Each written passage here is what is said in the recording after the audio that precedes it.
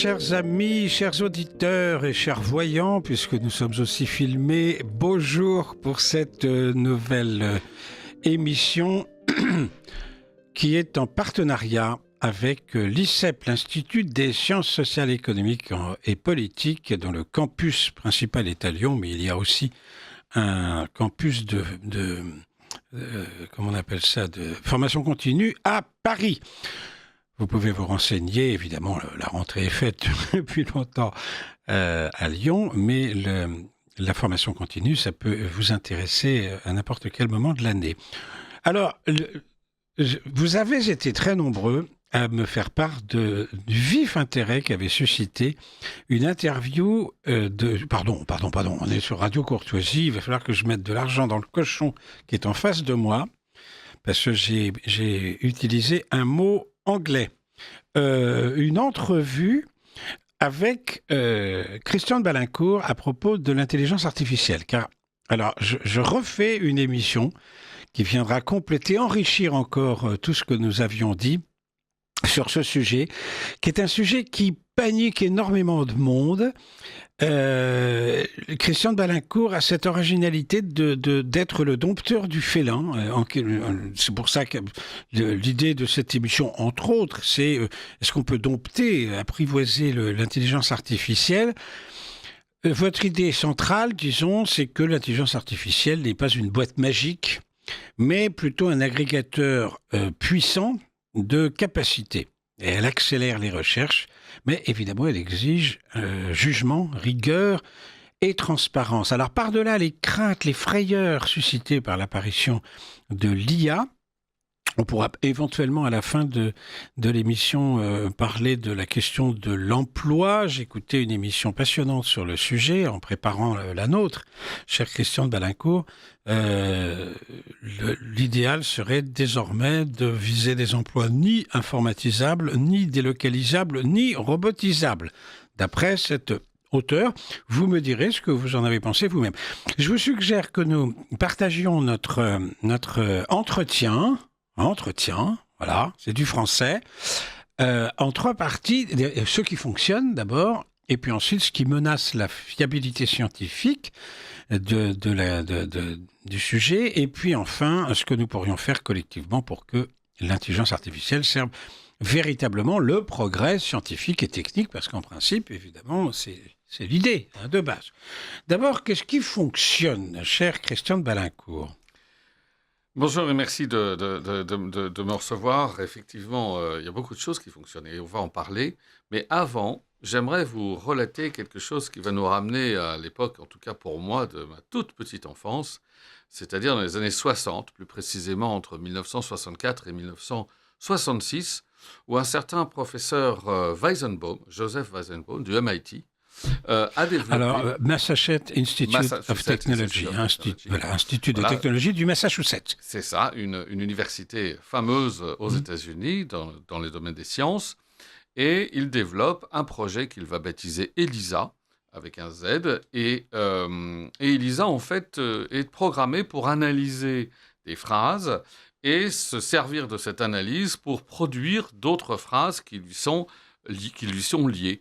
Par exemple, si vous écriviez, parce qu'à l'époque, on ne pouvait pas le faire par la voix, si vous écriviez à Elisa « Je me sens déprimé », Elisa vous répondait « Depuis combien de temps vous sentez-vous déprimé ?»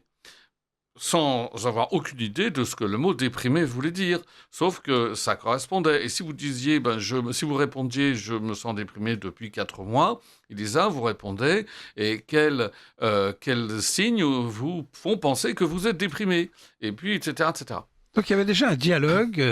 Alors, c'était fait pour ça, c'était fait pour justement, mais pour analyser, encore une fois, c'était dans un projet de recherche linguistique, sémantique, logique, etc.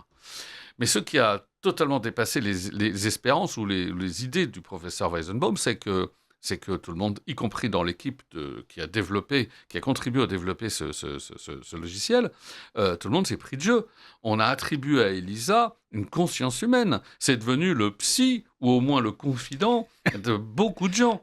Et Weizenbaum raconte lui-même qu'un jour, il a été mis à la porte du bureau par sa propre assistante qui était en train de converser avec Weizenbaum et qui lui a dit « Excusez-moi, professeur, mais là, vraiment, la conversation prend un tour un peu trop privé et donc je préférerais que vous n'y assistiez pas. » Elle est en train de converser plutôt avec le logiciel. Enfin, voilà, alors que le logiciel, cette assistante, elle avait contribué à le développer, elle savait que derrière, il n'y avait strictement aucune intelligence. Alors c'est très intéressant. C'est extraordinaire. Je rappelle, rappelons les dates, 64-66. Voilà, exactement. Mais en fait, quand on y réfléchit avec un peu de recul, c'est pas très surprenant. C'est une tendance naturelle de l'être humain à donner de l'humanité aux choses ou aux animaux. Par exemple, les animaux domestiques, on voit bien que les maîtres des chiens et des chats, voire même des canaris ou des poissons rouges, leur attribuent, interprètent l'attitude typiquement animale de leurs compagnons d'une manière purement humaine. Donc, débat très surprenant. C'est quelque chose qui est assez logique. Ils humanisent même les dieux, les Grecs. Oui, Grecs dans l'autre sens, effectivement, Dieu aussi. Ouais. Et donc, c'est pas très surprenant ce transfert qu'il y a eu avec un programme aussi frustre qu'Elisa. La seule chose, c'est qu'aujourd'hui, on n'est pas face à Elisa. On est face à des intelligences artificielles qui ont absorbé à peu près la moitié des données disponibles de la planète, des informations disponibles de la planète, et qui donc ont des réponses qui sont beaucoup plus riches sur le plan contextuel, sur le plan de la profondeur, sur le plan de l'imagination, sur le plan de la créativité même, que cette brave Elisa. Et donc, on comprend bien que le transfert se fasse non seulement de manière encore plus naturelle, mais très probablement encore plus profonde. Sans rentrer dans les détails de l'immense plasticité de notre cerveau, il est absolument évident que notre cerveau s'habitue à l'outil autant qu'il peut le faire, et que ça va forcément avoir des conséquences sur le jugement humain, puisqu'on est capable de considérer qu'une intelligence qu'un outil qui n'a aucune intelligence, qui est juste un modèle probabiliste et statistique, peut avoir une intelligence. On l'a même appelé intelligence artificielle. Oui, ce qui est peut-être une mauvaise traduction de l'anglais. Oui, je ne sais pas s'il faut dire les choses comme ça. C'est très vrai. Nous sommes la ragnure de la francophonie. Enfin, on peut rappeler que intelligence en anglais, c'est pas intelligence. Ça ne veut pas dire intelligence. Voilà, c'est ça. Ça ne veut pas dire intelligence. Ça veut dire capacité à analyser des données. Oui. Et donc, effectivement, on est complètement dans le domaine de l'IA. Mais en France, on a transformé ça en intelligence, et ça, c'est grave. Et ça, c'est dommage, Parce qu'il n'y a pas plus bête qu'un programme intelligent. Ils ne savent absolument pas de quoi ils parlent, et c'est bon de temps en temps de le rappeler. Et alors, j'ai voulu commencer par ça, parce que je vais effectivement répondre à votre question. Qu'est-ce qui marche en intelligence artificielle? Mais il faut garder ça en tête. C'est-à-dire, il faut garder l'idée que ici, cette histoire Elisa, ce sont tous des scientifiques. Moi, je vais parler de scientifiques, là, de gens qui travaillent avec l'intelligence artificielle. Ce sont tous des scientifiques. Et les scientifiques ont été les premiers à tomber dans l'effet Elisa, parce que maintenant, il a un label officiel depuis les années 60. L'effet Elisa est ensuite la secrétaire qui demande à son patron de sortir. Voilà. Et donc, là, on va parler de progrès scientifiques. Tout ça, ce sont des chercheurs, ce sont des scientifiques. Ils sont comme les autres, victimes ou potentiellement victimes de l'effet Elisa. Et c'est là-dessus qu'il va falloir effectivement serrer un peu les boulons à droite et à gauche. En tout cas, c'est ma conviction.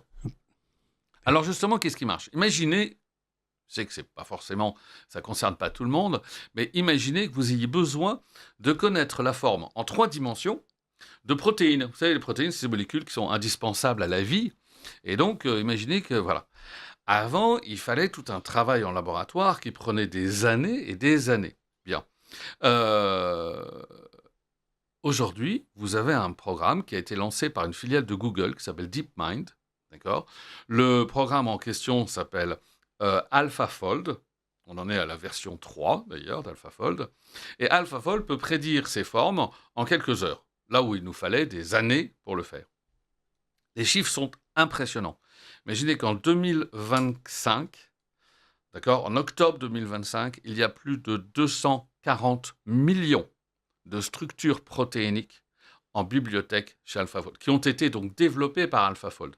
Alors AlphaFold ne fait quoi? En fait, il prend des protéines, il les branche ensemble. Et il avec des modèles derrière statistiques, évidemment, pour prédire que ça va marcher ou que ça ne va pas marcher. Ce qui ne va pas marcher, il l'écarte, et puis ce qui peut marcher, il le garde.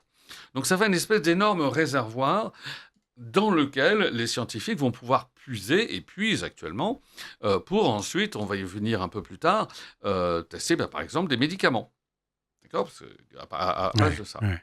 Et en fait, cette AlphaFold a permis d'accélérer de manière phénoménale le travail de recherche, encore une fois, pour constituer 240 millions de structures protéiques. On parle de décennies et d'armées de chercheurs pendant des décennies. Là, ça s'est fait en 2 ans. Oh là là, c'est impressionnant. C'est phénoménal.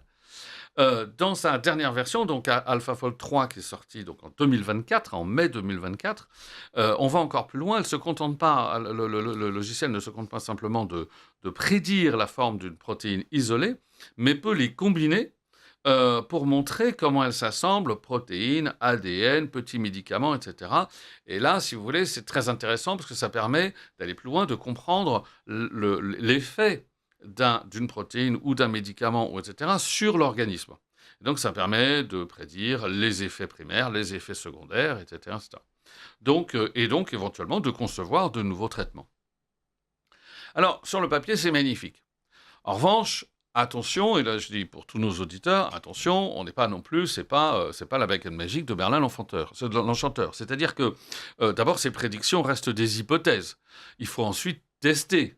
AlphaFold ne fait que produire des molécules qui pourraient convenir, mais après, avant de transformer ça en un traitement efficace, il y a des années de tests qui doivent être faits de manière très classique sur des sujets non vivants au départ, puis vivants, etc., etc. Sauf que, pardonnez-moi, une fois que ces tests auront été faits, ça rentre dans la base de données et par conséquent, votre AlphaFold peut pour le coup prédire et non pas... Exactement, et continuer d'avancer. Oui, c'est ça. Bien sûr. Mais... Encore une fois, ces tests-là, ça prend des mois, enfin plutôt des années, de ces tests de validation. Ensuite, il y a un autre problème qui est apparu, c'est que quand AlphaFold 3 en particulier est sorti, donc en mai 2024, les chercheurs ont découvert qu'ils ne pouvaient pas accéder au code source. Ils ne pouvaient pas accéder aux détails techniques à l'intérieur de la boîte noire. Et qu'on leur disait, ça marche pas. Parce que DeepMind avait protégé son outil. D'accord. Et ça, dans la recherche, c'est impensable. Impensable. Une expérience n'est validée que si elle est suffisamment décrite pour que n'importe quel chercheur puisse la reproduire. Voilà, bien sûr. C'est le principe même. C'est le principe même de l'idée. Donc là, on a une autre question fondamentale que je vais essayer de traiter cet après-midi aussi. C'est qui possède les outils de la recherche ? Donc là, il y a un rapport de force. Et là, on est quand même dans quelque chose qui est un peu embêtant. Et j'ai peur que nos universités françaises se préoccupent plus du wokisme. Non ? C'est possible. Ouais. Bon, je ne voudrais pas être trop scrogneux, parce qu'on est en train, justement, là, je me rends bien compte, de réaliser une émission qui ne l'est pas, justement. Qui prend le taureau par les cornes. Ça, c'est bien. C'est ça. Alors, je disais tout à l'heure, donc on a parlé d'AlphaFold et de sa capacité à modéliser des protéines et des ensembles. En fait, ça sert. C'est-à-dire qu'aujourd'hui, vous avez des entreprises qui sont pas connues, ce ne sont pas les grands laboratoires, ce sont ces entreprises qu'on appelle de biotechnologie et qui vont justement précéder les laboratoires, sont en amont des recherches. Et ce sont des entreprises qui fonctionnent uniquement comme une espèce de boîte de recherche pour essayer de trouver de nouvelles molécules qui vont un jour devenir des médicaments. Et donc, il faut les tester. Et vous avez aujourd'hui, en particulier en Angleterre, des entreprises comme Extientia, comme In Silico Medicine, comme Lambic Therapeutics, qui utilisent l'intelligence artificielle pour concevoir des médicaments. C'est-à-dire qu'aujourd'hui, à l'heure où nous parlons, il y a un certain nombre de candidats médicaments, c'est comme ça qu'on les appelle, c'est-à-dire que ce ne sont pas encore des médicaments, ce sont des pré-médicaments qui sont déjà en test sur des êtres humains, d'accord, pour effectivement vérifier leurs effets, vérifier qu'ils atteignent bien ce qui est attendu et sans des effets indésirables trop importants. Donc on a des essais cliniques aujourd'hui de médicaments, de candidats médicaments qui ont été développés par l'intelligence artificielle. D'accord ? Donc, comment ça marche ? Ça marche simplement parce que l'intelligence artificielle, on l'a dit tout à l'heure, a une capacité de traiter des données de façon invraisemblablement rapide. Ouais, c'est ça. Invraisemblablement rapide. Et aujourd'hui, enfin, jusqu'à présent, pour trouver un nouveau médicament, une entreprise était amenée à traiter des milliers, voire quelquefois des millions de molécules différentes.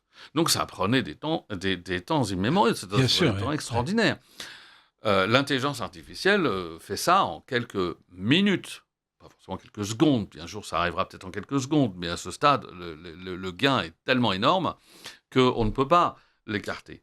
Et vous voyez, ça a même des conséquences assez intéressantes. C'est que j'ai parlé tout à l'heure, j'ai nommé Exscientia, donc une entreprise anglaise, qui depuis 2024 a lancé une étude clinique qui s'appelle Excite, Excite 2 pour être précis, qui en fait teste une approche de médecine, ce qu'on appelle de médecine de précision. C'est-à-dire que l'idée est que l'intelligence artificielle aide à trouver le traitement le plus approprié à chaque patient, en particulier des traitements en oncologie. D'accord, vous savez que voilà. Donc, vous savez que la première chose qu'on fait quand quand un patient rentre dans un traitement contre son cancer, c'est qu'un staff de médecins se réunit pour essayer d'imaginer quel serait le traitement le plus approprié. La seule chose, c'est que les médecins sont des humains et donc n'ont à leur disposition qu'un certain nombre de variables. En tout cas, ne peuvent pas, même s'ils en ont beaucoup, ne peuvent pas en combiner beaucoup. C'est la limite de notre cerveau humain. Notre cerveau humain peut travailler avec 3, 4, 5 idées maximum ensemble et pas beaucoup plus. L'intelligence artificielle elle est capable de travailler avec 2500 idées en même temps et les mouliner jusqu'à ce que ça donne quelque chose. Ouais, ouais. Donc effectivement, on voit bien qu'il y a potentiellement un gain remarquable qui serait que une intelligence artificielle dirait, pour monsieur X, le meilleur traitement, c'est de commencer par ça, puis de faire ça, puis de faire ça, avec tel et tel dosage et tel. Et ça serait formidable, et effectivement, l'intelligence artificielle peut vraiment l'apporter, c'est aujourd'hui en test. Et en fait, si je résume sur ce sujet, qu'est-ce qu'apporte l'intelligence artificielle ? Elle apporte l'exploration d'un nombre gigantesque de molécules possibles, ce que l'esprit humain arrive très vite à ses limites, ou alors vous déployez des armées et des armées et des armées de chercheurs, et le problème après, c'est comment ils communiquent entre eux. Donc de toute façon, on n'avait fait que reporter le problème, voilà. Donc derrière une accélération évidente des premières étapes de la recherche, potentiellement une réduction des coûts, malgré tout, parce que vous mettez moins d'humains et plus de machines. Comme toujours. Toujours, hein, Dans ce processus de progrès. Voilà. Ouais. Alors, je dis potentiellement parce que il n'est pas encore prouvé que... Vous savez, on a un dicton qui dit « il ne faut pas confondre vitesse et précipitation ». Il n'est pas encore prouvé que le fait d'aller plus vite permette d'être économe de moyens. C'est-à-dire que, en fait, on ne sait pas encore, parce que c'est trop jeune, on ne sait pas encore si l'intelligence artificielle permet d'aller vite, mais fournit plein de molécules possibles qu'il va falloir tester, et dans ces molécules, il y en a plein qui ne vont jamais marcher. D'accord. D'accord. Là où l'humain aurait été moins vite, mais au moins, quand il en a sorti trois qui sont a priori jouables, quoi. D'accord. Voilà. D'accord. Donc ça, on ne sait pas encore. C'est pour ça que je suis prudent sur sur les économies. À voir. Mais malgré tout, il reste aussi un énorme atout de l'intelligence artificielle, c'est la capacité à prendre en compte de très nombreux critères. Je disais, plus que ce que l'être humain est capable et ne sera capable de faire. L'être humain est obligé de faire des hypothèses quand l'être humain fonctionne comme un arbre. C'est-à-dire quand il y a trop d'hypothèses, on va en combiner 3 par-ci, 3 par-là, etc. Puis on va voir ce que ça donne, puis on va remonter jusqu'à n'en avoir plus que 2 dans lesquels on a des options. L'intelligence artificielle est capable de faire la même chose, mais à plat. Donc elle prend tout et elle combine tout ensemble, ce qui est totalement au-delà de la portée de notre cerveau. Donc sans avoir même recours à l'intelligence artificielle, vous pourriez prédire une guerre au sein de Big Pharma, puisque vous avez choisi cet exemple, parce que vous avez dit tout à l'heure, il y a quand même un problème qui touche les moyens,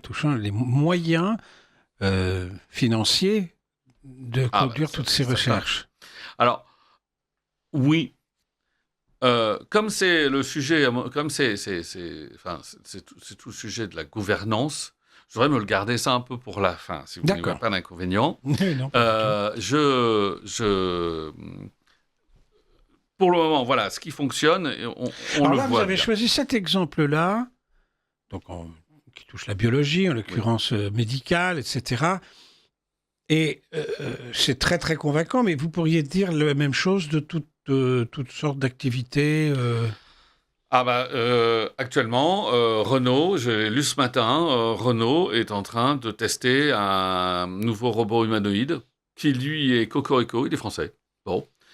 Mais déjà, dans ses usines, Renault teste une dizaine de robots humanoïdes qui sont donc dopés à l'intelligence artificielle et qui sont les uns coréens, les autres japonais, qui sont aujourd'hui les deux pays qui sont les plus en avance sur ces sujets-là.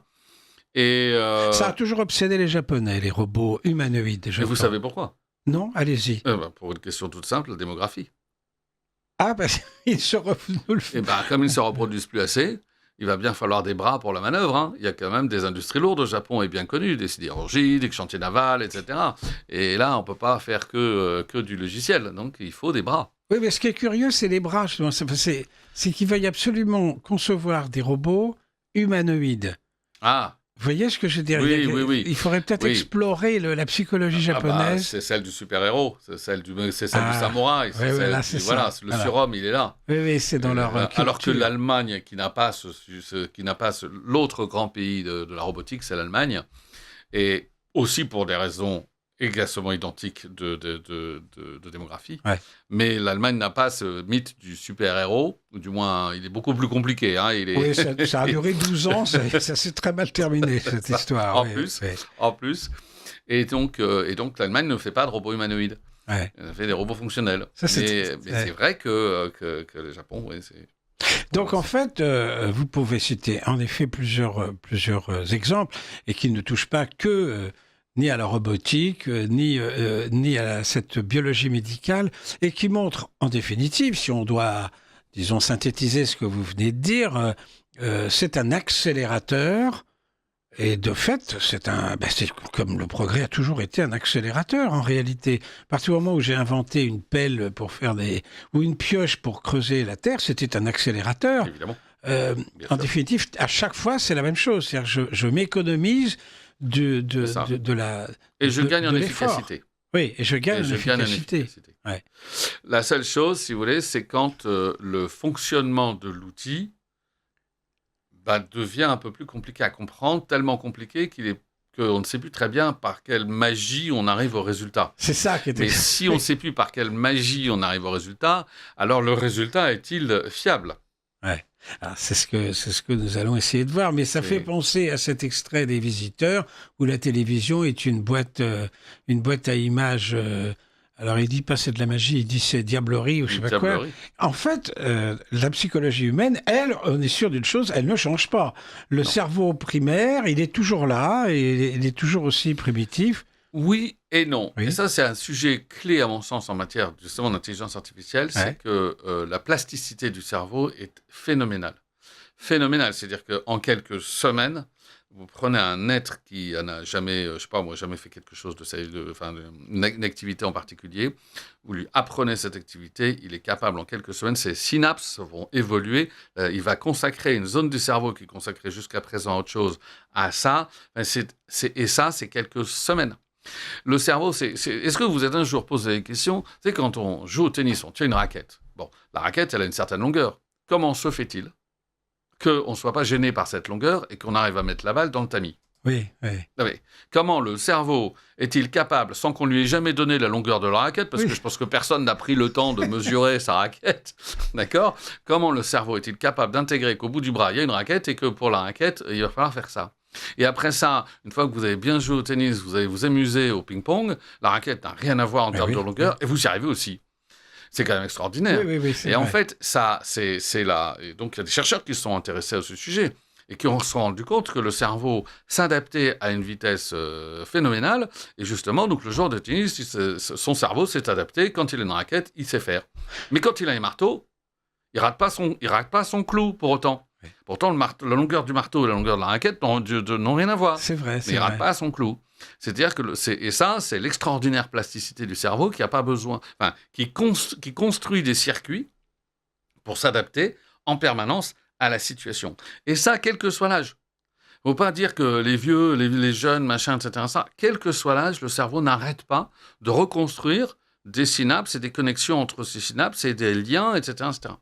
Eh bien, forcément, ça va. L'intelligence artificielle, je dis souvent, l'intelligence artificielle nous rendra stupides, mais c'est une évidence, c'est la conséquence de l'adaptation du cerveau. Vous avez un truc qui réfléchit à votre place, enfin qui donne l'impression de réfléchir. Oui. Vous ne vous posez pas la question de savoir comment il est arrivé au résultat, vous constatez juste que le résultat a l'air vraisemblable, et ben pourquoi vous embêter? Alors ça, c'est la deuxième partie de notre entretien. Oui. Là, vous êtes en train de nous dire que les générations à venir seront beaucoup plus à l'aise avec l'IA que la nôtre, où il y a toutes ces frayeurs que j'évoquais en début de notre entretien, avec un tas de gens qui s'imaginent que c'est la fin du monde, c'est le triomphe des robots, justement. Là aussi, ça fait partie de la littérature de science-fiction, ouais. La prise du pouvoir par les robots, alors surtout s'ils sont humanoïdes et qu'ils ressemblent donc à des dictateurs ou à des tortionnaires. Vous êtes en train de nous dire que les générations à venir, en fait, seront beaucoup plus à l'aise avec ça et il n'y aura pas toutes ces questions qu'on est angoissées auxquelles nous essayons de répondre aujourd'hui. Je vais faire une analogie qui m'a frappé parce que ce matin, j'ai aussi lu un autre article qui disait que les jeunes d'aujourd'hui sont nuls en informatique. Ça, c'est étonnant. C'est étonnant. Oui, bon, oui. Ils sont nés avec, on pourrait penser. Oui. Non, ils sont nuls en informatique. Ils ne savent pas utiliser Word, ils ne savent pas utiliser Excel, ils sont nuls. Bon. Alors, c'est quand même bizarre. Et l'article continue en disant qu'il y a quand même eu des chercheurs qui sont un peu intéressés au sujet pour essayer de comprendre ce qui se passe. Et en fait, ils sont très, très doués sur les réseaux sociaux, mais du coup, ils ne savent pas écrire un mot en Word et ils ne savent pas créer un tableau Excel. Et à ce moment-là, il y a une image qui s'est fait jour dans ma mémoire. C'était que, au temps glorieux de l'automobile dans les années 30, n'importe quel automobiliste savait à peu près réparer sa voiture. Oui, c'est vrai. Bon, aujourd'hui... Même moi, j'arrivais à la tête de Delco, voilà, changer les bougies, moi aussi. tout ça. Voilà, moi aussi, j'ai fait ça. J'ai plongé mes coudes dans le moteur, voilà. Bon, aujourd'hui... Ouais, bien sûr. Personne. Plus personne. Et donc, en fait, oui, je pense que en fait, ce sont des savoirs inutiles qui deviennent un jour inutiles. D'accord. Parce que on a toute une infrastructure derrière qui les gère, parce qu'on les délègue à d'autres. Hein. Et donc, ce sont des... Voilà. Et donc, donc, je souscris complètement à ce que vous dites. Oui, les générations futures seront beaucoup plus à l'aise avec ça, elles ne se poseront pas toutes ces questions-là. Le vrai sujet, mais ça, on en parlera en fin d'émission, c'est est-ce qu'on a raison d'oublier toutes ces questions-là, quoi. Parce qu'on ne touche pas seulement à l'automobile, là. On touche à l'autonomie de la réflexion. D'accord. Alors, n'allons pas trop vite. On va peut-être observer une petite pause musicale pour reposer un peu nos méninges qui ne sont pas aussi... qui ne bénéficient pas des mêmes automatismes. Mais c'est nous, quand même, les créateurs. Nous sommes créés à l'image de Dieu, à la ressemblance de Dieu. Voilà.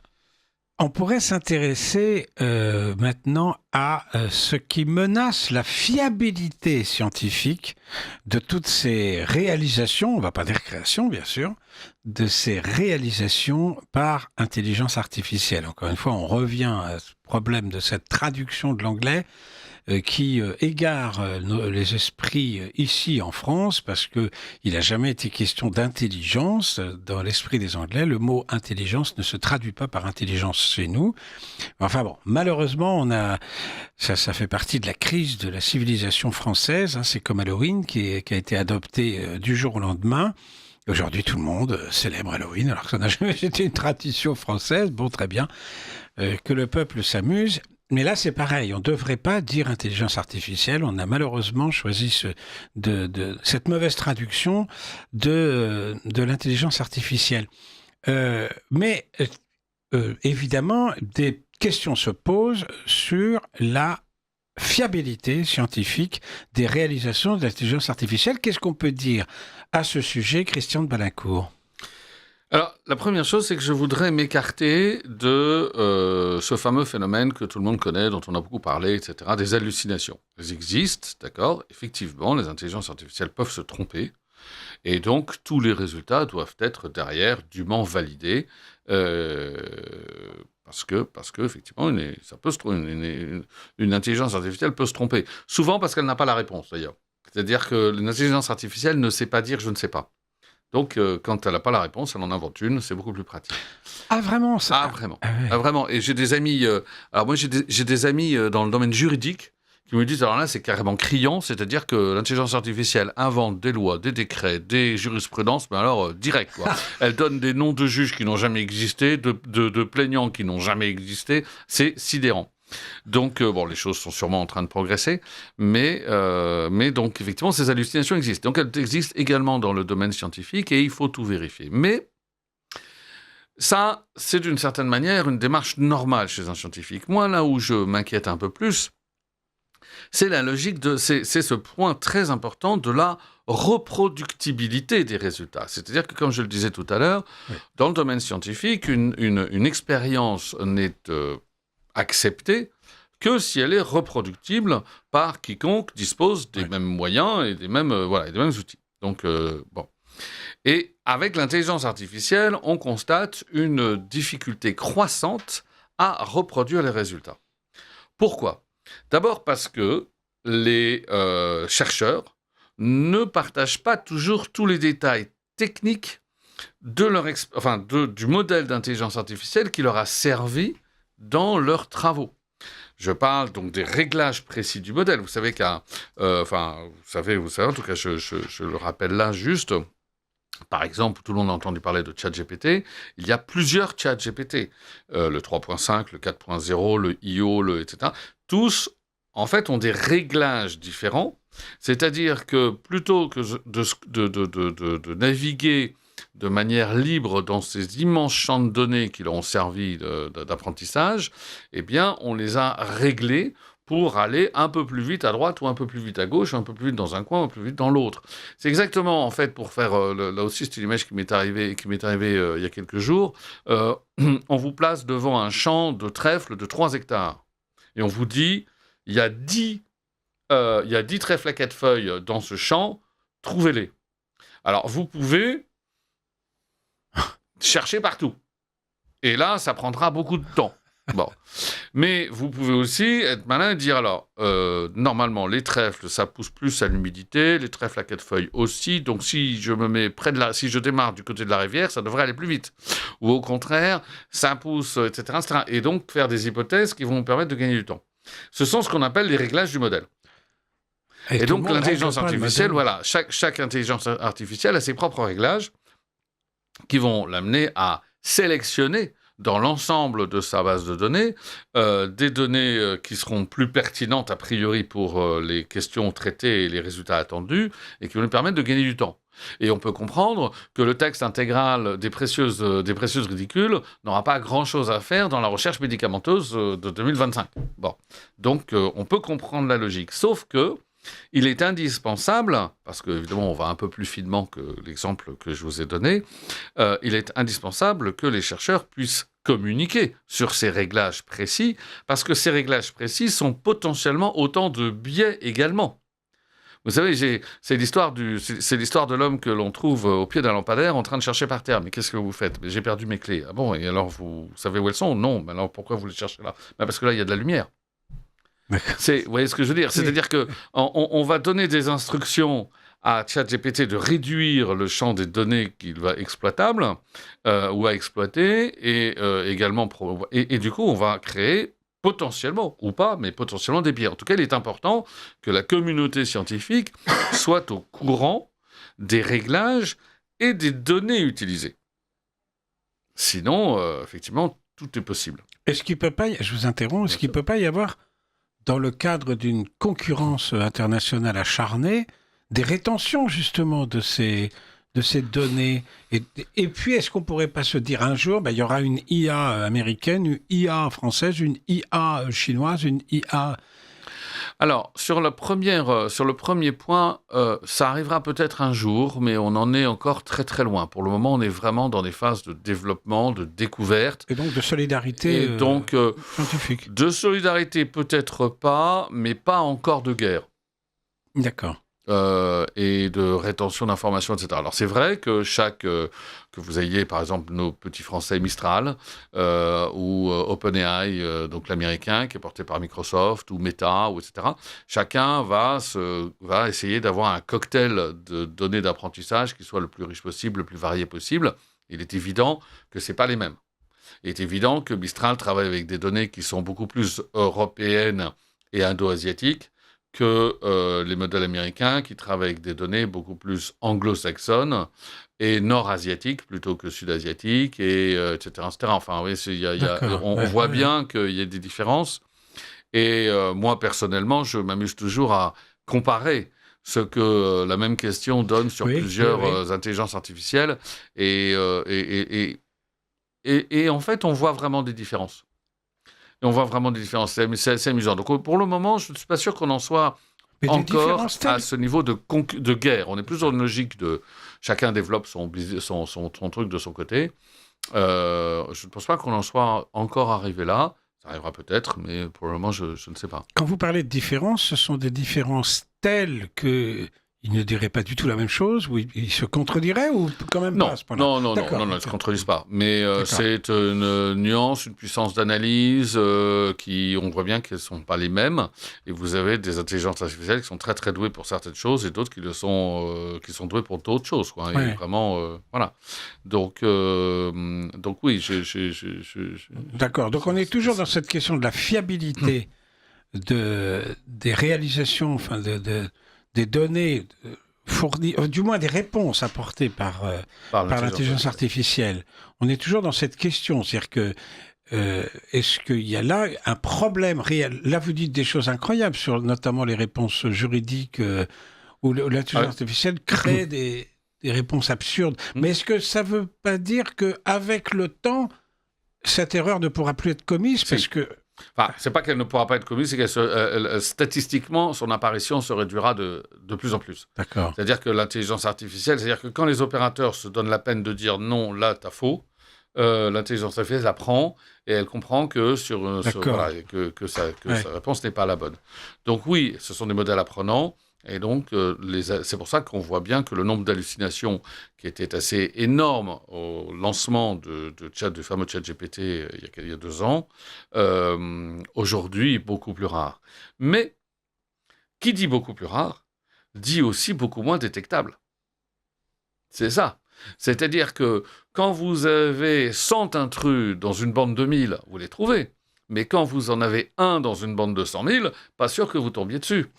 et du coup, il passera quand même. D'accord. Et donc, c'est pour ça qu'il faut être d'autant plus vigilant. Et c'est pour ça que la communauté scientifique insiste sur le fait que, justement, il est très important que lorsqu'une expérience a fait appel à de l'intelligence artificielle, il faut qu'on en connaisse tous les rouages, et donc on connaisse les réglages, quel modèle a été utilisé, quels ont été les réglages qui ont été imposés à ce modèle, quels sont les jeux de données qui ont nourri cette intelligence artificielle depuis sa création, qu'on puisse avoir accès aux programmes informatiques qui permettent justement de faire avancer l'intelligence artificielle. Et puis finalement, on peut se poser la question, est-ce qu'on n'aurait pas à un moment donné besoin de mettre en place des standards ? Des règles, des normes, des règles du jeu. Ouais. Pour le moment, chacun bidouille dans son coin, c'est bien gentil, mais on est sur des sujets qui sont plus importants. Et vous voyez, il y a quand même une bonne nouvelle que je voudrais communiquer, parce qu'elle est toute récente, elle date de 2024 là aussi. C'est le projet Renoir, alors rien à voir en l'occurrence avec le peintre bien connu, voilà, parce que par exemple, c'est la question de reproductibilité, et c'est tout en anglais bien sûr, donc je n'oserais pas en parler ici. Non, il y a des cochons. Mais ce sont trois chercheurs d'Oxford, de Maastricht et de Bocconi en Italie qui ont développé ce projet qui propose en fait un cadre ouvert pour garantir que toutes les analyses en intelligence artificielle et en recherche biomédicale en particulier soient reproductibles. C'est-à-dire qu'en fait, c'est une espèce de label. D'accord. Et si on veut avoir ce label et donc être considéré comme une recherche sérieuse, eh bien, il faut répondre à un certain nombre de critères. Alors, pour le moment, comme vous le voyez, c'est une initiative privée. 3 chercheurs qui ont décrété que ce serait une bonne chose que les États, pour le moment, les États n'y sont pas, mais on le verra un peu plus tard, l'Union européenne elle-même est en train d'avancer. Je voudrais revenir sur cette histoire de reproductibilité et surtout, en fait, ce concept de boîte noire. Aujourd'hui, quand vous posez une question à l'intelligence artificielle, vous lui faites confiance. Autrement dit, c'est une boîte noire. Vous ne savez pas comment elle mouline pour arriver au résultat. Vous constatez simplement, parce que vous avez pris la précaution de vous documenter sur le sujet sur lequel vous interrogez l'intelligence artificielle, vous pouvez constater simplement que la réponse est dans les clous, elle est plausible, ou au contraire, elle est sujette à caution. Ce qui n'est pas acceptable, c'est un discours du type « faites confiance à mon intelligence artificielle, c'est la meilleure, et vous allez voir, ça va sortir des miracles ». Quand, ça a été d'ailleurs la réaction des chercheurs quand AlphaFold, dont j'ai parlé tout à l'heure, est sorti, on ne pouvait pas accéder aux données, on ne pouvait pas accéder à l'intérieur du moteur, on ne pouvait pas ouvrir la boîte. Le code source n'était pas complètement accessible. Bon, finalement, sous la pression, DeepMind, le propriétaire d'AlphaFold, a fini, à la fin de l'année 2024, par ouvrir progressivement les portes de sa boîte. Contre de l'argent ? Non, c'est vraiment parce que la communauté scientifique était vent debout. Alors là, c'était trop beau. On attaquait Google. Merveilleux. Mais ils ont eu raison parce que Google a baissé pavillon et donc a accepté d'ouvrir ses voies. Pourquoi c'est grave ? C'est grave parce que si on laisse faire des grandes industries qui ont les moyens, OpenAI a annoncé hier ou aujourd'hui son entrée en bourse en 2027, donc le dossier va être instruit en 2026. On parle d'une entrée en bourse de 1000 milliards de dollars. C'est jamais arrivé. C'est la plus grosse entrée en bourse de l'histoire de la bourse de New York. C'est jamais arrivé. C'est colossal. Je rappelle à nos auditeurs qu'en français, 1000 milliards se disent 1 billion. Parce qu'en anglais, 1 billion, c'est 1 milliard. C'est 1 milliard. Et nous n'avons pas la même... Non, on n'a pas la même numérotation. Quand vous lisez des articles hâtivement traduits par des journalistes dont il est inutile de rappeler l'inculture en France, et qui parlent de billions, ils ne savent pas de quoi ils parlent exactement. Donc 1000 milliards, c'est 1 billion. Ouais. Donc c'est la première fois que ça arrive. C'est la première fois que ça arrive. Donc c'est montrer les moyens colossaux qu'il est nécessaire de mettre sur la table pour développer l'intelligence artificielle. Et donc la question qui se pose derrière, c'est la question de l'indépendance de la recherche. C'est-à-dire que est-ce qu'on n'est pas en train, à cause de cette porte d'entrée nécessaire, qui sont donc ces milliards qu'il faut injecter dans l'intelligence artificielle pour la développer, est-ce qu'on n'est pas en train de créer une recherche propriétaire qui serait propriété donc de ces entreprises qui, elles, ont les moyens de faire ça. 1000 milliards, on est au-delà du PIB français. C'est pour se rendre compte, on est à un tiers seulement de la dette. Mais oui, là. mais donc, on est dans des proportions qui sont absolument invraisemblables. Et donc, la question, effectivement, on touche, à mon sens, à l'indécision, à l'indépendance de la recherche, parce que les entreprises privées, à partir du moment où elles restent privées, elles auront tôt ou tard la possibilité de décider de qui a accès ou qui n'a pas accès à ces moyens, à ces intelligences artificielles. Mais ça, c'est pas un scénario tout à fait nouveau non plus dans l'histoire des... Non, c'est pas un scénario nouveau, mais c'est un scénario justement sur lequel le monde scientifique s'est toujours battu. Oui. Parce que les bonnes idées, elles viennent pas parce que vous avez les poches pleines d'argent, elles viennent parce que vous avez un cerveau bien fait et une intuition au moment où ça se déclenche. Et donc, il faut se donner la possibilité de justement que la recherche soit la plus ouverte possible. Mais cette entreprise OpenAI, donc c'est celle-là qui va entrer, moi je le dis à la mode française, parce que vous l'avez dit évidemment à la mode anglaise, AI, mais voilà, en français on dit AI. C'est vrai. Ce qui veut dire Artificial Intelligence, c'est bon, voilà. En l'occurrence. Mais cette entreprise, elle est privée. Oui. Ouais. Oui. Elle est financée, aujourd'hui elle est financée à hauteur de 23% par Microsoft. 27% par Microsoft. D'accord. Donc, ce que vous voulez dire, c'est le risque qui viendrait, ce serait qu'elle ferme l'accès elles et les autres. C'est-à-dire que Ouais. quand on voit les énormes quantités d'argent qui sont investies par ces entreprises dans le développement de leur modèle, on se dit bien qu'à un moment donné, il y a une logique de retour sur investissement. Oui. Et donc, que aujourd'hui, l'accès aux intelligences artificielles est payant. Les modèles qui sont proposés au grand public ne sont pas très chers. Enfin, malgré tout, c'est quand même plusieurs dizaines d'euros par mois. Donc, à la fin de l'année, ça fait quand même une petite somme. Mais ça n'a rien à voir avec les sommes que doivent débourser les entreprises qui l'utilisent de manière professionnelle. Et les sommes sont beaucoup plus élevées. Et parce qu'on touche à des ressources on demande plus de ressources, etc.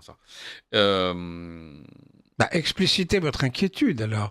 Eh bien, justement, ma crainte, c'est qu'à un moment donné, on ait une recherche à deux vitesses, Voilà, c'est-à-dire riches et les les pauvres. entreprises Ouais. ou les universités qui ont les moyens de payer des sommes importantes pour que leurs chercheurs puissent utiliser et avoir accès à l'intelligence artificielle. Et puis, en face, d'autres universités qui n'ont pas les mêmes moyens. Mais là, on déborde sur notre troisième partie, non? Oui, mais malgré Oui, tout, d'accord. c'est un peu pour l'introduire, c'est-à-dire que c'est... Oui, mais alors, c'est pareil, j'ai envie de vous dire, alors je me fais l'avocat du je sais pas qui, de je ne sais qui là-dedans, mais j'espère que c'est pas du diable quand même, mais parce qu'il y a toujours eu des universités plus riches que les autres. Oui, mais le fait de ne pas être une université riche alors, effectivement, ne vous donne pas les mêmes moyens en nombre de chercheurs. Mais ça n'empêche pas un chercheur, s'il n'y en a qu'un seul, de faire une découverte éblouissante et qui va révolutionner quelque chose de notre vie dans les années qui viennent. Là, le problème, c'est que ce chercheur n'aura pas accès à l'intelligence artificielle dont il a besoin, alors que tous ses confrères le font. Et quand on voit l'accélérateur, c'est comme celui qui continue de travailler avec une scie à la main pendant que tout le monde a des scies électriques. Enfin, je ne sais pas, pour donner un exemple. Justement, vous avez donné un exemple qui montre bien que c'est comme ça sur la Terre entière. Il y a encore des gens qui poussent la charrue voilà. tirée par un cheval. Absolument, et c'est une réalité mondiale, mais dans le domaine scientifique, on essaie de l'éviter. D'accord. On essaye de donner aux chercheurs les moyens, et c'est vrai que ça fait partie du métier de chercheur, de chercher des sponsors, de chercher des moyens, de chercher une université qui accepterait de financer. Encore faut-il qu'elle le puisse. Alors, il y a, dans la fiabilité, est-ce qu'il se pose une question touchant l'idéologisation de la connaissance? On sait qu'il y a des guerres en ce moment, il y a des guerres mémorielles par exemple, qui consistent à la transformation de notre mémoire collective. Alors ça va jusqu'à des délires incroyables. Oui. Les pyramides servaient d'antenne parabolique pour les extraterrestres en l'an 5000 avant Jésus-Christ. D'ailleurs, les Égyptiens étaient des Bantous et non pas des Berbères. Enfin, donc il y a une sorte de reconstruction. Il y a même des personnalités. Je pense en Afrique de l'Ouest, c'est où ça se... Cheikh Anta Diop, par exemple, une espèce de farfelu complet qui passe pour un grand historien. Il y a même une université, je crois, à Dakar, qui s'appelle l'université Cheikh Anta Diop, qui raconte absolument n'importe quoi sur le passé. Donc là, on voit les enjeux idéologiques, disons, de l'histoire. À plus petite échelle, on a connu ça avec la Révolution française et tout ce qu'on voudra, le Moyen-Âge, enfin avec la femme sans tête, vraiment. Staline a réécrit totalement son histoire, nettoyé les photos de ses plus proches collaborateurs qu'il a dézingués les uns derrière les autres, etc. Enfin, donc, et puis, on a tous lu 1984 avec le ministère de la Mémoire, je ne sais plus comment ça s'appelle, ou le ministère de la Vérité, où on réécrit chaque jour le même événement, mais... Alors, est-ce qu'il ne peut pas y avoir ce risque-là qui toucherait justement la fiabilité scientifique de l'intelligence artificielle dans certains domaines, évidemment, peut-être pas la recherche médicale, on est d'accord, mais dans d'autres domaines, et qui ferait qu'on finirait par croire n'importe quoi, et ça aurait été accéléré justement par l'intelligence artificielle. Vous l'avez dit, l'intelligence artificielle, c'est un accélérateur phénoménal. C'est donc un ça accélère tout. Voilà. Y compris, effectivement, si on veut l'utiliser pour réécrire une partie des choses, on le réécrira juste plus vite et de manière encore plus convaincante que si on l'avait fait à la main ou que du temps où on le faisait à la main. Donc, oui, sauf que quand je consulte, pardonnez-moi, alors on va dire Mistral ou je ne sais quoi, ou ChatGPT, et que je pose une question... les données qui ont été entrées, d'ailleurs, qui les entre, vous pourrez peut-être nous répondre un peu là-dessus, qui ont été fournies à l'intelligence artificielle, peuvent avoir été fournies par des idéologues ou des militants de telle ou telle cause. Alors, moins les données que les réglages, si c'est une histoire de bon champ de trèfle. Oui. C'est-à-dire que les données, ce sont des milliards et des milliards et des milliards de données qui traînent dans des bibliothèques d'un peu partout dans le monde, qui ont été numérisées. La seule limite, c'est que... Ah oui, d'accord, il faut qu'elles aient été numérisées. Oui, il faut qu'elles aient été numérisées. C'est le seul frein. Donc, effectivement, c'est déjà en soi un biais, forcément, parce qu'une bonne partie du savoir mondial n'a pas été numérisé, ne le sera peut-être un jour, mais pour le moment, ne l'est pas. Donc, il faut que ce savoir soit numérisé. Mais donc, je ne vais pas dire à peu près tout ce qui a été numérisé est rentré, mais malgré tout, on n'en est plus très loin. La seule chose, c'est ce que j'ai expliqué avec mon champ de trèfle tout à l'heure, c'est que on ne va pas laisser l'intelligence artificielle naviguer de manière totalement libre dans tous ces téraoctets ou ces milliards de je sais pas quoi de données. On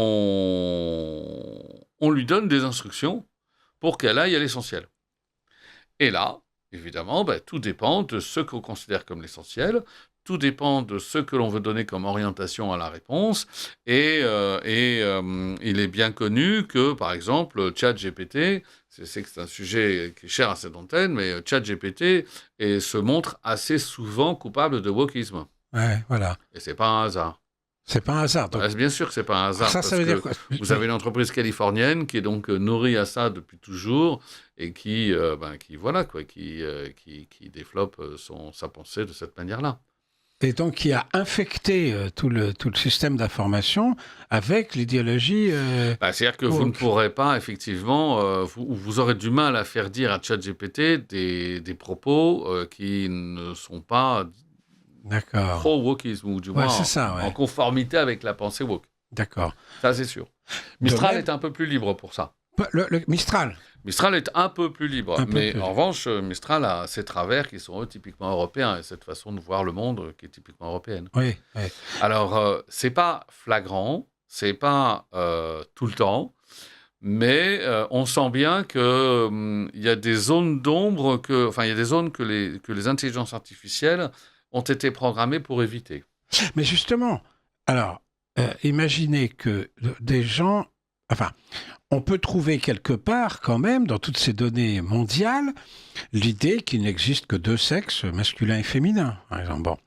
Donc, ça veut dire que dans le processus de fabrique de ces informations qui vont être ensuite disponibles, il y a une volonté de trier des... Non, ChatGPT vous dira oui, effectivement, de manière purement médicale, de manière purement... il n'y a que deux sexes. Je suis désolé, j'ai été applaudi, c'est la première fois que ça m'arrive. Pardon. Excusez-moi, oui, alors De manière stricte, dans ChatGPT vous fera une réponse du style de manière strictement biologique, oui, il n'existe que deux sexes, le sexe masculin et le sexe féminin. Mais aujourd'hui, et là, on va partir dans le gender, dans le machin, etc. Et vous aurez donc 5 lignes sur la biologie et 50 lignes sur tous les D'accord, propos, gender, c'est ça, etc. Ça.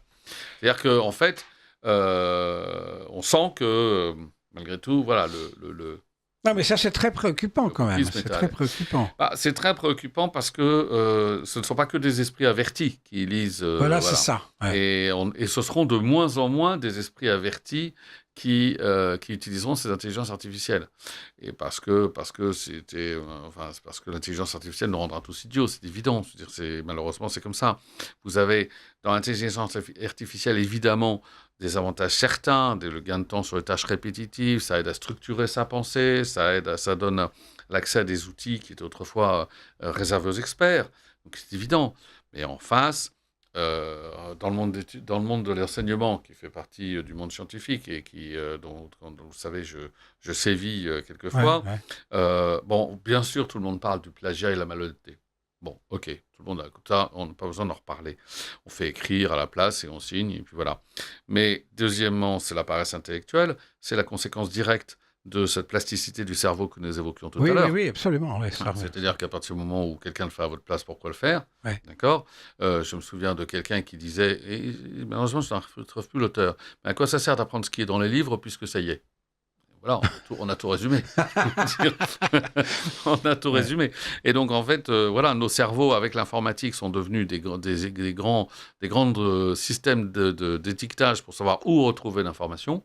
Avec l'intelligence artificielle, on n'en a même plus besoin. L'intelligence artificielle va chercher l'information elle-même, elle sait où elle est. Donc, ce risque de paresse intellectuelle est non négligeable. Et puis, il faut aussi voir derrière, on parle, encore une fois, de la recherche scientifique, moi je crains les pertes de compétences fondamentales. C'est-à-dire que ce que vous ne faites pas vous-même, vous désapprenez à le faire à un moment donné. Et le jour où il faudra s'y remettre, eh bien, ça vous prendra beaucoup de temps. Ce qui fait que la prochaine fois, vous ne donnerez même plus le mal de le faire parce que ça a été une souffrance de vous y remettre. Et là, il y a une perte de compétences.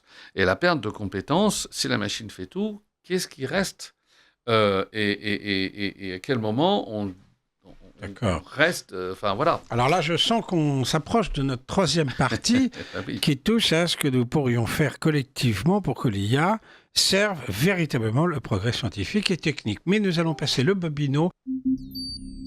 Vous appréciez cette émission? Alors aidez Radio Courtoisie à en produire d'autres. Rendez-vous sur soutenir.radiocourtoisie.fr. Merci d'avance.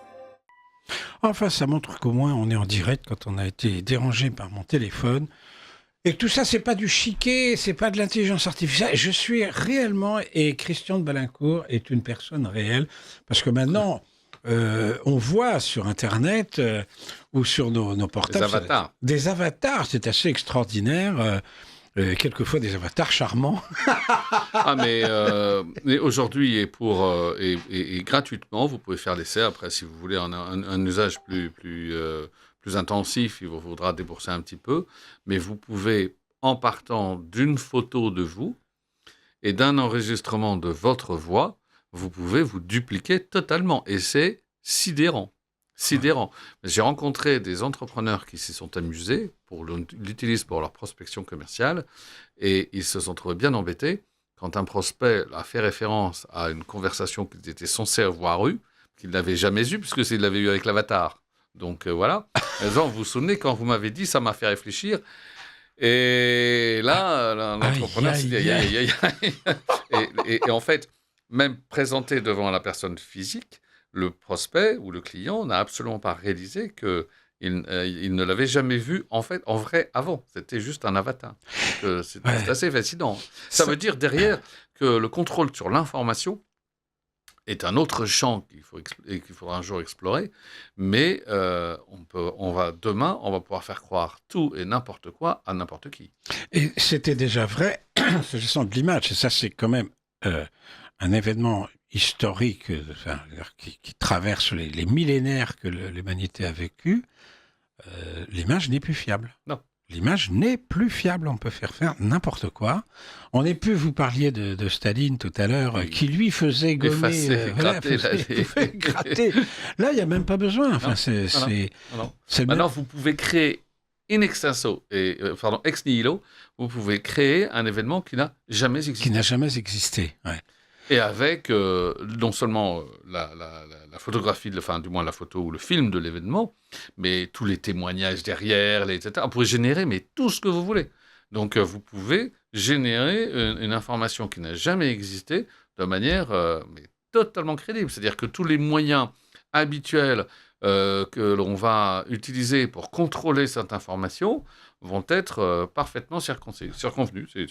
Ce qui pose un problème, parce que quelle est donc l'autorité, dans tous les sens du terme C'est un vrai sujet, oui. C'est un sujet que j'aimerais aborder. Et voilà, et c'est notre troisième... Là, on est en plein dedans, là. Voilà, qu'est-ce qu'on peut faire collectivement pour que l'intelligence artificielle serve véritablement le progrès scientifique et technique, et pas seulement, enfin, notre épanouissement.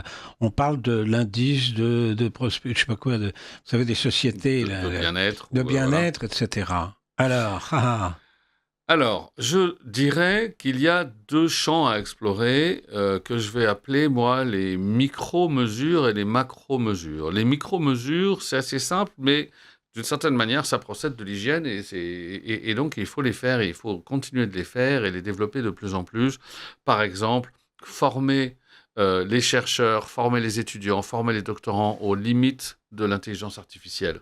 C'est-à-dire que voilà, c'est pas un outil magique, ça a ses limites et donc il faut leur apprendre à comprendre ce que l'intelligence artificielle peut faire, mais aussi ce qu'elle ne peut pas faire, pardon, et également comment vérifier ces résultats. On est là dans la recherche et je pense qu'il y a vraiment quelque chose. Je vous interromps. Déjà, c'est qui va former ces chercheurs à cela? Parce que si vous vous trouvez à l'université de Lille avec une doctoresse dont je ne sais pas du tout comment elle a pu obtenir son grade de docteur, vous savez, cette femme politique complètement farfelue là, qu'on écoute par plaisir uniquement, enfin, qui nous enseigne quand même que Adam Smith a conçu sa pensée économique en s'inspirant de la lutte pour la vie de l'auteur de l'évolution de Darwin, alors qu'Adam Smith est du XVIIIe siècle et Darwin du XIXe. Et donc les étudiants, ils prennent des notes, voilà. Quand vous avez le formateur qui est lui-même complètement farfelu. Enfin, là... oui, non, mais ça pose effectivement des questions d'éthique assez sérieuses. Et pour autant... Ou scientifique purement, là, c'est même pas une question d'éthique. Oui. Justement, il faut que le formateur lui-même s'engage à tenir des propos... Mais elle ne sait même pas ce qu'elle dit. Je pense qu'elle répète une bêtise qu'elle a entendue dans un séminaire de LFI, je ne sais pas. Enfin, donc, mais là, c'est vraiment... récemment, à la Sorbonne, la Sorbonne a recruté un type qui n'a strictement aucun diplôme, mais qui enseigne, je ne sais pas quoi, la culture de rue, etc. Qui est un professeur. Il a même pas son bac. L'aurait-il son bac, d'ailleurs, mais bon. La Sorbonne a fait ça récemment, voyez. Donc, le drame, c'est quand l'idéologie se mêle de tout ça, et donc c'est pas du tout un garde-fou. Donc j'en reviens à mon problème de l'autorité qui va nous prévenir. Ouais. Il y a toujours des gens qui ont trompé. Oui, bien sûr. Voilà, des imposteurs, il y en a toujours eu, etc. L'important, c'est effectivement de pouvoir assez vite détecter l'imposture, et d'en limiter les effets. Mais de toute façon, que vous le vouliez ou non, je pense qu'on ne pourra pas faire l'économie du risque que vous avez cité. Il faudra de toute façon former des gens qui, à leur tour, formeront les jeunes et les générations, etc. À l'intelligence artificielle et à ses limites. Il faut que l'intelligence artificielle ne soit plus un outil magique qui répond à tous les besoins. Il faut que l'intelligence artificielle soit dans une caisse à outils, un outil parmi d'autres, de la même manière que si vous avez un marteau pour enfoncer un clou, mais vous avez un tournevis pour enfoncer une vis. C'est pas la même chose. D'accord. Et donc, je pense qu'il est très important de remettre de trouver une place à l'intelligence artificielle. Pour le moment, on est tous émerveillés par ce truc qui a l'air d'enchaîner les miracles. Demain, il faudra que l'intelligence artificielle puisse avoir sa place, même si c'est une place dominante, ce que je comprends très très bien. La voiture, pendant des années, pendant des décennies, a une place dominante dans notre société. Donc c'est pas choquant en soi, mais je pense qu'il lui faut une place. Il faut que les gens sachent le plus vite possible ce que ça c'est, comment ça marche, ce que ça peut faire, ce que ça ne peut pas faire, quelles sont ses limites. Ça, c'est une première chose.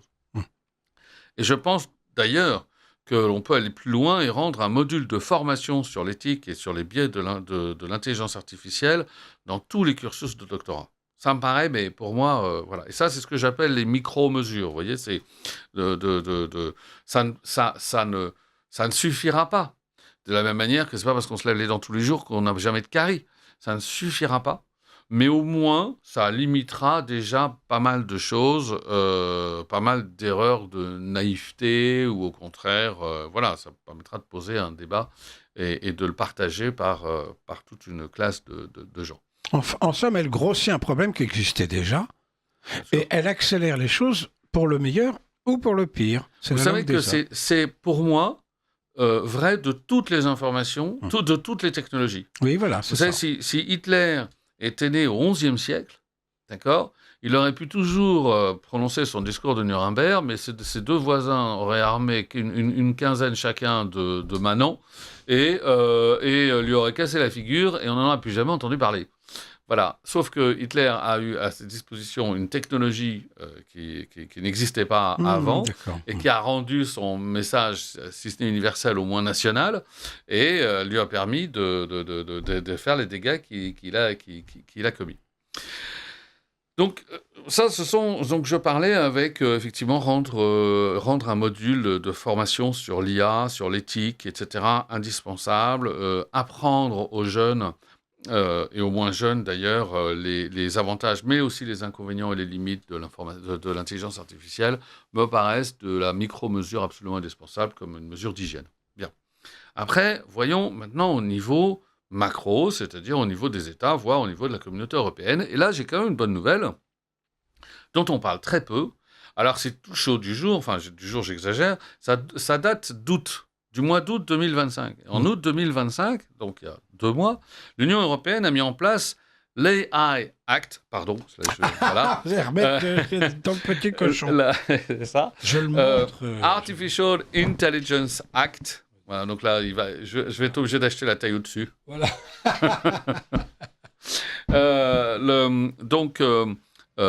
C'est la première loi contraignante au monde pour encadrer l'intelligence artificielle. Quoi, l'Europe, quelquefois, peut faire des choses. Qu'est-ce que ça change concrètement ? Eh bien, en fait, avec cet acte, d'accord, cette loi, toute entreprise qui propose un modèle d'intelligence artificielle, je parle de Mistral, je parle d'OpenAI, je parle de ChatGPT, je parle OpenAI c'est ChatGPT, je parle de Microsoft, je parle de tout ce petit monde-là. Destiné au grand public, donc un modèle d'intelligence artificielle qui est destiné au grand public, doit fournir sa carte d'identité, ce que les Anglais, enfin ce que le texte appelle model card, d'accord, une carte d'identité qui doit décrire très précisément et très clairement avec quelles données le modèle a été entraîné. Donc là, on va fournir des listes et des listes et des listes de données, de textes, etc., de corpus, d'informations, qui a permis d'entraîner le modèle. Comment il fonctionne, c'est-à-dire quelle est son architecture technique, quelles sont ses performances réelles, ce qu'il est capable de faire et ses limites. Il y a des choses que cette intelligence n'a pas été développée pour faire, donc on ne peut pas faire de la programmation, on ne peut pas faire de l'image, on ne peut pas faire de la musique, on peut pas faire, je ne sais pas.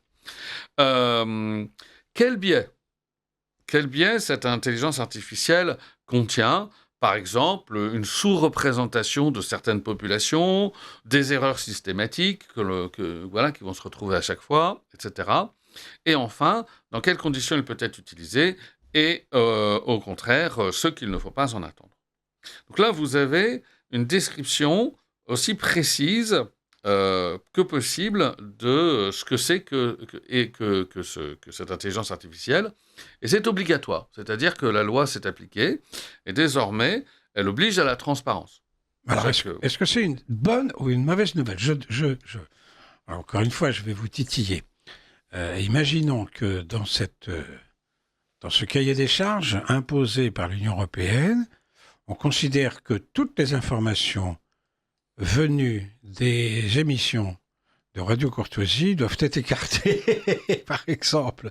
Ça vous paraît crédible ou pas ? Alors, évidemment, tout contrôle est un contrôle. Enfin, je veux dire, c'est avec ses avantages et ses inconvénients. Moi, si vous voulez, je pense que, à minima, l'Union européenne a cherché à éviter le phénomène boîte noire. C'est-à-dire qu'on est obligé de donner un certain nombre d'informations qui permettent de contrôler ce qu'il y a dans la boîte, justement. Et donc, ça donne des possibilités aux chercheurs, voire éventuellement l'envie, quelquefois, d'aller plus loin, mais en tout cas, à minima, l'information leur dit, bon, ben ça, ok, cette intelligence artificielle, si on l'a utilisée, si mon collègue chercheur de telle université l'a utilisée pour tel truc, il a eu raison parce que c'est fait pour. Ou alors, forcément, puisqu'il a utilisé ça, il y a probablement tel et tel biais, on va aller regarder si effectivement son expérience est reproductible, etc. Ça. On va quand même avoir un degré d'analyse plus fin que ce qu'on a aujourd'hui, qui est de dire, moi j'ai utilisé telle intelligence artificielle, ah bon d'accord, so what? So what, je ne sais pas dire si c'est bien ou pas bien, si l'intelligence artificielle qui a été utilisée est la bonne, celle qu'il aurait fallu utiliser ou pas, s'il a été bien programmé, si les jeux de données sur lesquels elle a été entraînée sont cohérents avec ce qu'on lui demande de faire, etc., etc.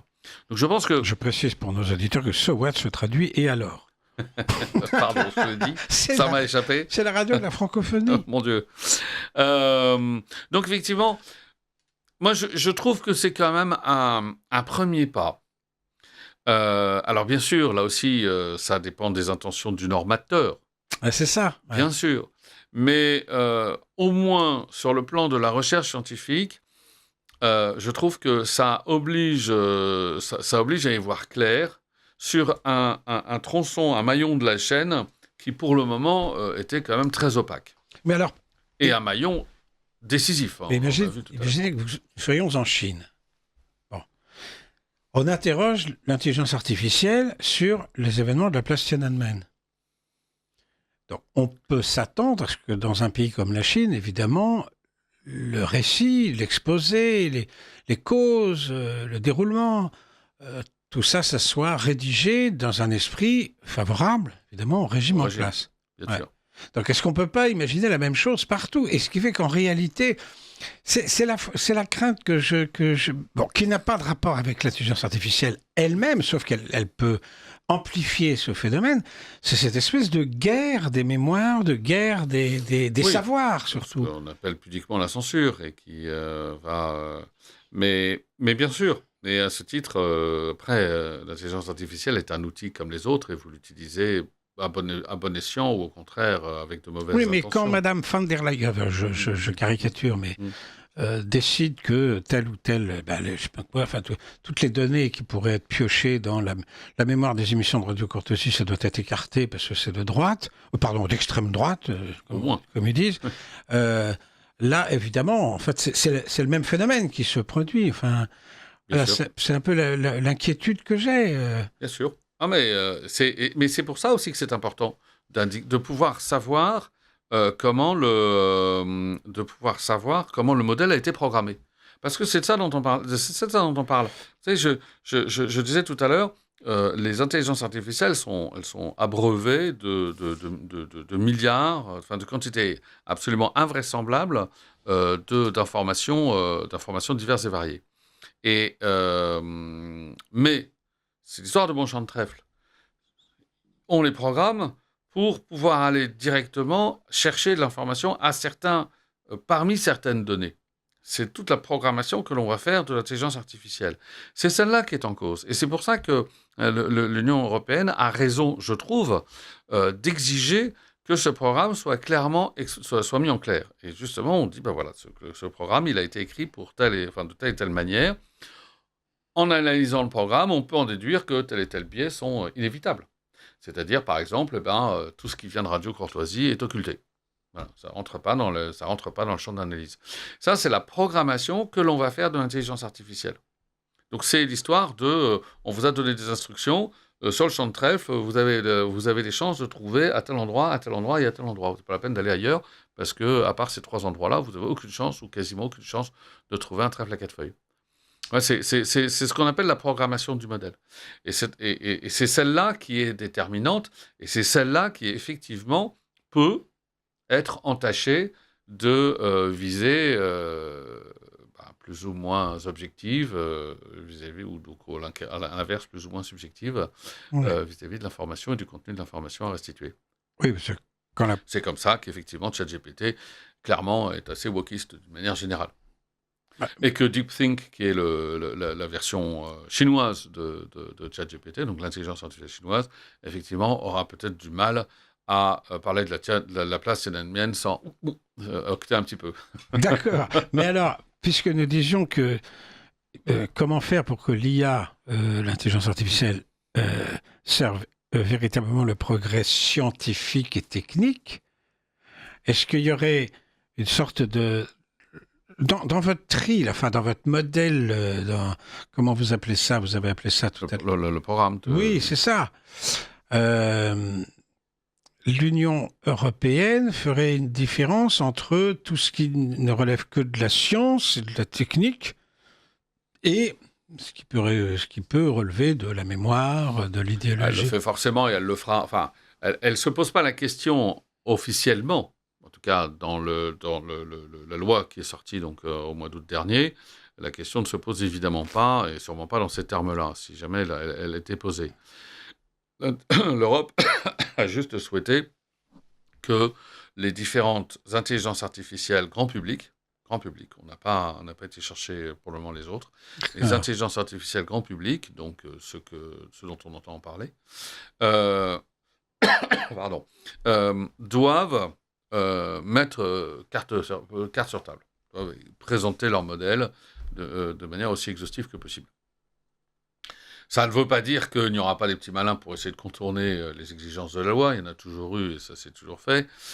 Mais rappelez-vous le Dieselgate de Volkswagen, etc. Il y a toujours des petits malins pour contourner les lois. Et il y en a plein d'autres. Mais au moins, il y a un effort, clairement. Et c'est une première mondiale parce que ça n'existe nulle part ailleurs, ni aux États-Unis, ni en Asie, ni etc. L'Union européenne a été la première, à poser cette brique-là. Et elle me semble intéressante. Pas déterminante, mais intéressante. Derrière, il y a aussi un autre sujet. C'est-à-dire que là, vous avez le regard des États. Vous avez aussi le problème de la privatisation dont nous parlions tout à l'heure de la science. C'est-à-dire que d'un côté, vous avez donc ces entreprises privées qui, comme Google, comme Meta, comme Microsoft, avec OpenAI, etc., qui investissent des sommes colossales dans l'intelligence artificielle et produisent des outils puissants. Et puis, de l'autre côté, ces entreprises, on peut comprendre qu'elles veulent contrôler ces outils. C'est elles qui les développent. Donc, les chercheurs maison vont fabriquer des produits maison. Et puis, d'une part, les entreprises vont vouloir protéger leurs investissements, ce qui paraît logique, mais également leurs avantages commerciaux. Vous voyez bien la guerre qu'actuellement, toutes ces grandes entreprises se livrent, chacune disant « j'ai sorti un modèle qui est plus puissant que celui du voisin, on a démontré qu'on était plus rapide, etc. etc. » Le problème, c'est que si la science doit dépendre d'outils propriétaires qui sont juste contrôlés par quelques grandes entreprises, on crée plusieurs dangers. Le premier, c'est la perte de souveraineté scientifique. C'est un point important parce qu'on en parle peu, mais les États et les universités publiques deviennent dépendants d'entreprises privées. Alors déjà, dans le monde, on voit bien qu'on a créé une dépendance comme ça hallucinante vis-à-vis d'entreprises comme Amazon, comme etc. Je faisais la réflexion il y a quelques années que si Amazon et Alibaba, son équivalent chinois, décident d'augmenter leur prix de 5%, l'inflation mondiale gagnera 2,5%. C'est juste sidérant. Le pouvoir sont deux entreprises. Deux entreprises. Ouais. D'accord ? Donc qu'on l'accepte ou qu'on le subisse pour la consommation, c'est une chose, mais pour la science, c'est plus embêtant quand même. Ça pose quand même la question d'avenir, enfin, ça touche à l'avenir de l'humanité. Donc, une perte de souveraineté, le risque est une perte de souveraineté scientifique. Ça, c'est une première chose. Et d'autant plus que ces entreprises privées, dont dépendraient les États et les universités, pourraient éventuellement décider à tout moment de changer les conditions d'accès à leur modèle. Donc là aussi, il faudrait faire patte blanche, il faudrait accepter, il faudrait, etc. Donc bon, tout ce qu'on peut imaginer quand on parle de perte de souveraineté. Ensuite, je l'ai déjà évoqué, l'inégalité d'accès entre des universités riches et largement dotées par leurs généreux bénéficiaires ou donateurs, voilà, qui pourraient donc bénéficier des meilleurs outils, et des autres, parce qu'elles se payeront les licences qui vont bien, et puis les autres, pendant ce temps, vont prendre du retard parce que elles n'ont pas ces moyens-là, et donc elles ne peuvent pas fournir à leurs chercheurs les mêmes outils, les mêmes accès. On a déjà parlé, inutile d'aller plus loin. Le troisième risque que je vois de dépendre de grandes entreprises privées comme ça, c'est quand même l'opacité et l'impossibilité de contrôle. C'est-à-dire que si l'entreprise qui détient l'intelligence artificielle ne souhaite pas tout vous dire, qu'est-ce que vous faites ? Vous boycottez ? Est-ce qu'on a les moyens de boycotter ? Est-ce que